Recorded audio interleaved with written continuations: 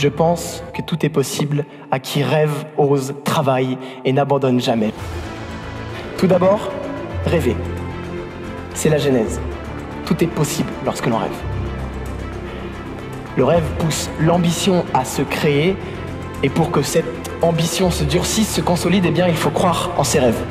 Ça crée une sorte de cercle qui peut paraître facile à faire, à réaliser, mais je pense que c'est pas si facile que ça, justement.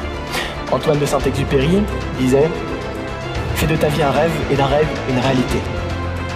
Et pour que ce rêve devienne ambition, c'est à l'individu lui-même de se dire que oui, c'est possible que ce ne soit pas qu'un rêve pour toute ma vie. Et c'est aussi, deuxièmement, à l'entourage de cet individu de le conditionner, de le motiver, de lui dire « Mais ouais mon gars, va falloir taffer, mais tu peux y arriver ». Et du coup, comme je vous disais, pour passer du rêve à l'ambition, j'ai l'impression qu'il faut une petite étincelle. Et cette petite étincelle, je pense que la confiance en soi l'aide à se créer. Et vous le savez mieux que moi, la confiance en soi, ça tient parfois à rien du tout. Le rêve, c'est la genèse, l'ambition est le moteur, et pour créer son plan d'action, il faut oser. Ce n'est pas facile d'oser, et je ne suis pas sûr que de nature, l'homme ose.